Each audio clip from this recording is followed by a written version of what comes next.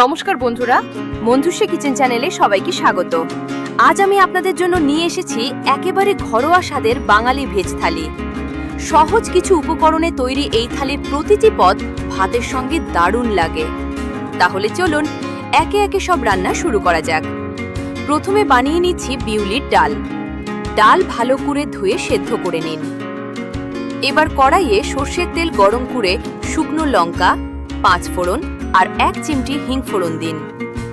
এরপর সেদ্ধ ডাল, হলুদ ও স্বাদমতো নুন দিয়ে কয়েক মিনিট ফুটিয়ে নিলেই সুগন্ধি বিউলির ডাল তৈরি। এবার তৈরি করি আলু ভাতে।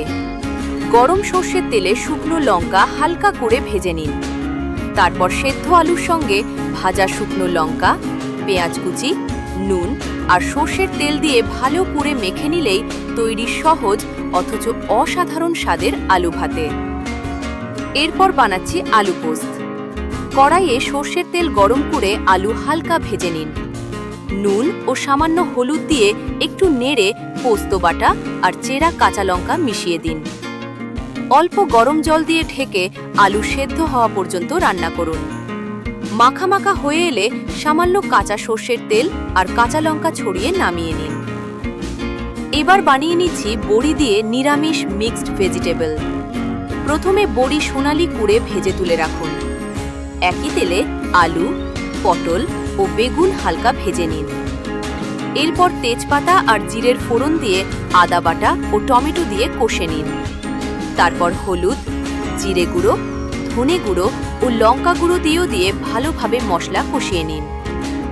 এবার আলু, পটল, ঝিঙে ও বেগুন দিয়ে কিছুক্ষণ কষে প্রয়োজন মতো জল ও নুন দিয়ে ঢেকে দিন।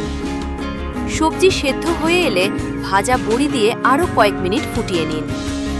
শেষে গরম মশলা গুঁড়ো আর 1 চা চামচ ঘি ছড়িয়ে গ্যাস বন্ধ করে দিন। সব রান্না হয়ে গেলে গরম গরম ভাত, মুচমুচে পটল ভাজা, পাঁপড় ভাজা, সঙ্গে লেবু আর কাঁচা লঙ্কা দিয়ে সুন্দর করে থালি সাজিয়ে পরিবেশন করুন। এই ঘরোয়া বাঙালি ভেজ থালি যদি আপনাদের ভালো লেগে থাকে তাহলে ভিডিওটি লাইক, কমেন্ট ও শেয়ার করতে ভুলবেন না। আর এমনই সুস্বাদু বাঙালি রান্নার ভিডিও দেখতে মঞ্জুশ্রী কিচেন চ্যানেলকে সাবস্ক্রাইব করে পাশে থাকুন।